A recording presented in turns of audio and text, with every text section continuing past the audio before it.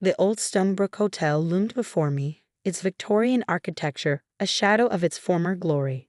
Broken windows, peeling paint, and overgrown gardens. My entire inheritance from my eccentric Uncle Marcus.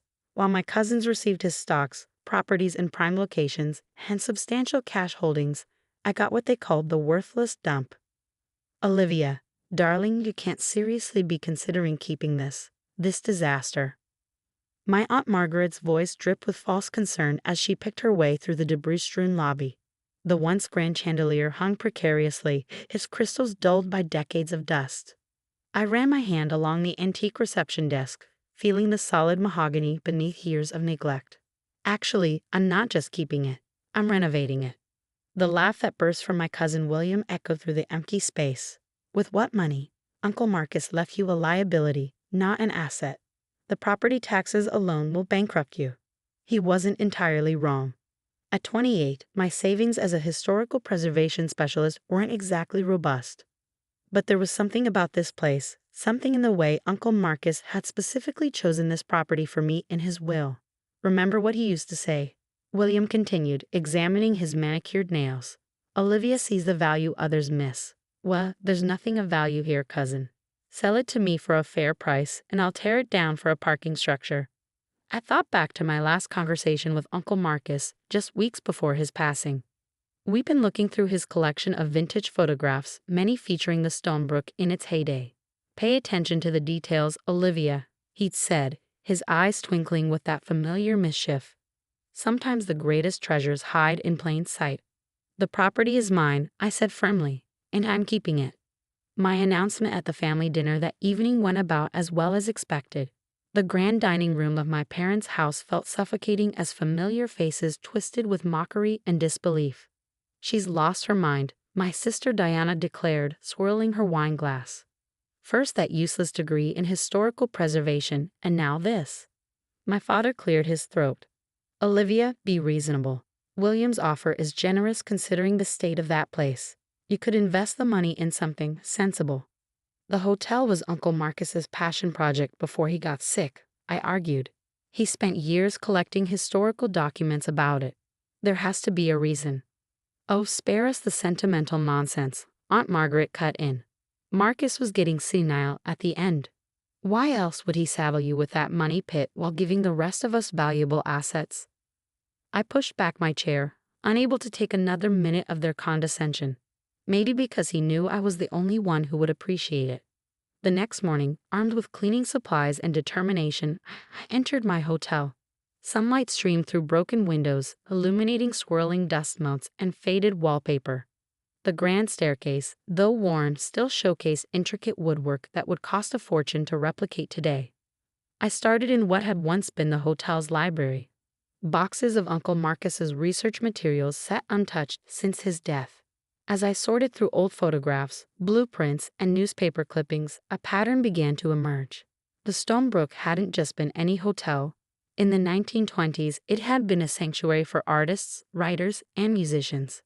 Some of the greatest works of the era had been created within these walls. But more intriguingly, some of the wealthiest families of the time had also been regular guests. A yellowed newspaper article caught my eye. Mysterious disappearance 8 est Valuable art collection vanishes without trace. The story, dated 1928, detailed how a prominent collector's entire portfolio had disappeared during his stay, never to be recovered. I was so engrossed in the articles that I almost missed the strange detail in one of the old photographs. It showed the hotel's original basement layout, but something wasn't right. The dimensions didn't match the current basement configuration. Armed with a flashlight and my phone's mapping app, I made my way down the creaking service stairs to the basement. The space was smaller than it should have been, significantly smaller. According to the original blueprints, there should have been an entire section that was now just wall.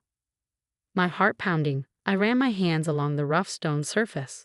Uncle Marcus's voice echoed in my mind. Pay attention to the details. That's when I noticed it, a slight irregularity in the mortar pattern, and beside it, what looked like an ordinary electrical box. Except this hotel hadn't had electricity when it was built. With trembling fingers, I pulled open the rusted box. Inside wasn't electrical wiring, but a keypad. ancient by today's standards.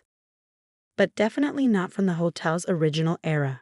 Uncle Marcus's research materials included maintenance records from every decade. Flipping through the 1980s logbook, I found a sequence of numbers appearing repeatedly, circled in his distinctive red pen. Standing in the dim basement, I took a deep breath and punched in the numbers. The grinding sound of machinery nearly made me jump out of my skin. Decades-old mechanisms groaned to life as a section of the wall began to move, revealing a dark passage beyond. Uncle Marcus hadn't just left me a broken-down hotel. He'd left me its secrets. My flashlight beam cut through the darkness, revealing a room that time had forgotten.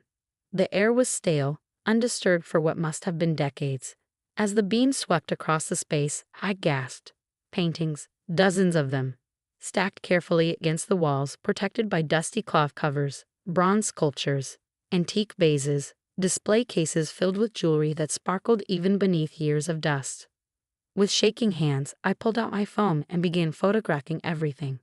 One painting in particular caught my eye. The signature in the corner made my heart stop. Could it really be? I carefully lifted the protective covering, revealing the full canvas.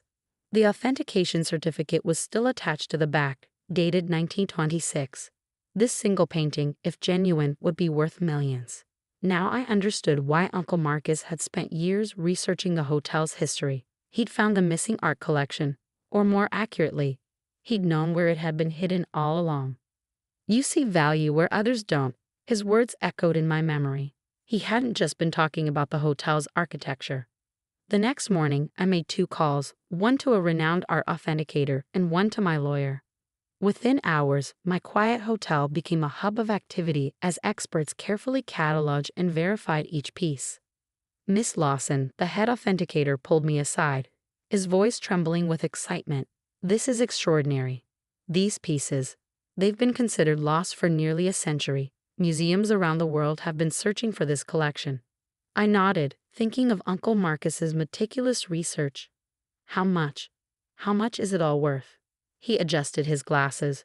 Based on preliminary authentication, conservatively, over $400 million. The room spun. I gripped the dusty reception desk for support. Of course, news traveled fast.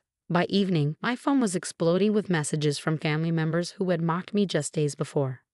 Darling, Aunt Margaret's voice oozed through my voicemail. We simply must discuss this wonderful discovery. I always knew you had your uncle's clever instincts. William's text was less subtle. Let's talk business. You'll need help managing this kind of wealth. I have connections. Even my father called, his tone completely transformed from dismissive to proud. Sweetheart, this is incredible. But you'll need guidance. The family should be involved in decisions about the collection. I let them all go to voicemail.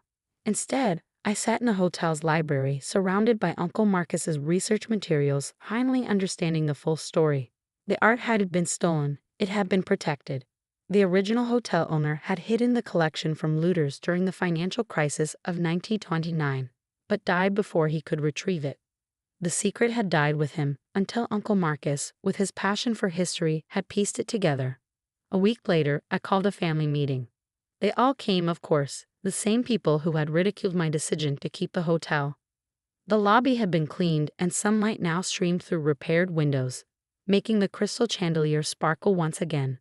The collection has been authenticated, I announced to the eager faces, and I've made some decisions. Excellent, William stepped forward, straightening his tie. I've already drafted some proposals for managing the assets. I held up my hand. The entire collection is being donated to the National Gallery. What? The collective shock was almost comical. With one condition, I continued calmly. It will be permanently housed here, in a specially constructed museum wing of the Stonebrook Hotel. You can't do this, Aunt Margaret sputtered. That collection is worth hundreds of millions. It belongs to the public, I said firmly, and the hotel will be restored to its original purpose, a sanctuary for artists and creators. The museum will ensure its sustainability, and the Stonebrook Arts Foundation, which I'm establishing, will provide residencies for emerging artists. But the money, Diana stammered. We'll fund arts education for underprivileged children, I finished, just as Uncle Marcus would have wanted. They left in a fury of slammed doors and threats of legal action.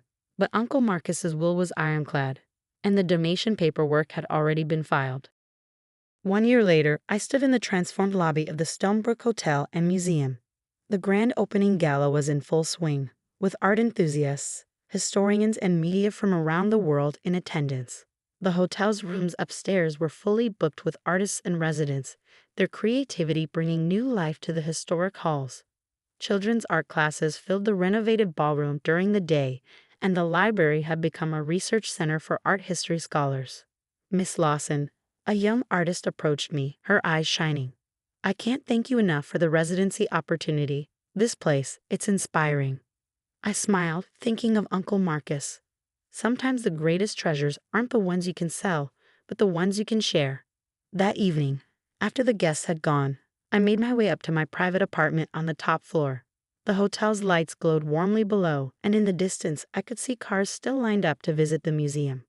On my desk sat a framed note, the last one Uncle Marcus had written to me, to Olivia, who always understood that true wealth isn't about what you keep, but what you create. The Stonebrook is yours now. Make it shine again. And shine it did, not with the glitter of sold artwork or the sparkle of millions in the bank, but with something far more valuable: the light of creativity, learning, and possibility. My family never understood why I gave away a fortune. But then again, they never understood why Uncle Marcus chose me for this legacy in the first place. Some treasures are worth more than money. A lesson the Stonebrook would continue to teach for generations to come.